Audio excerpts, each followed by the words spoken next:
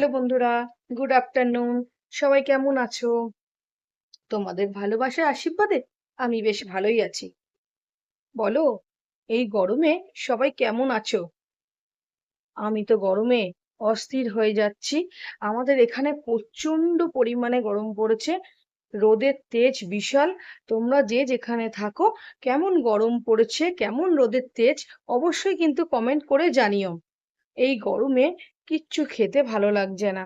তাই দুপুরবেলা আজকে কিছু সামান্য একটু আয়োজন করলাম। তাই তোমাদের সাথে শেয়ার করতে চলে এলাম। দেখো, এই গরমের দিনে আমি কিছু খাবারের আয়োজন করেছি। আশা করছি তোমরাও এরকম গরমের দিনে এরকম খাবার বানিয়ে খাবে।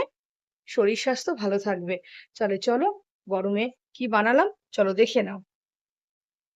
চলো দেখো, আজকে আমি তেতো ডাল বানাবো। তেতো গরমে ভীষণ উপকারী।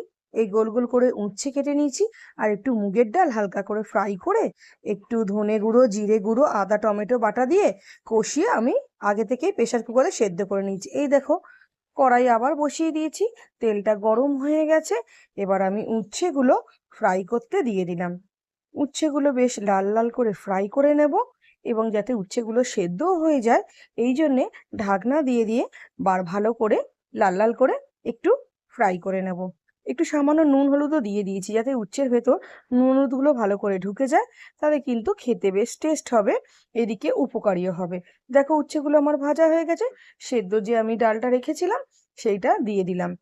এবার ডালটা ফোটার অপেক্ষায় একটু চাপা দিয়ে দিলাম। ডালটা ফুটে যাক।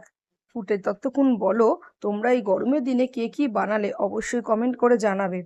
দেখো, ডাল ফুটে গেছে, ডাল একদম রেডি। এই গরম গরম ভাতও হয়ে গেছে। আর এই দেখো, ভাত ডাল আর তার সাথে একটু আমি আলুর বড়া ভেজেছি। আলুর বড়াটা একদমই এখন গরমের জন্য হেলদি নয়, ভাজাভুজি।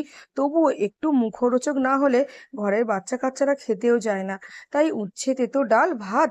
আর বলো, আজকে আমার দুপুরের আয়োজন খুব সামান্যই করেছি, কেন গরমে বাড়ির কেউ কিছু ভালোভাবে খেতে চাইছে না। তাহলে চলো, যদি ভিডিওটা ভালো লেগে থাকে লাইক কমেন্ট শেয়ার করে পাশে থেকো।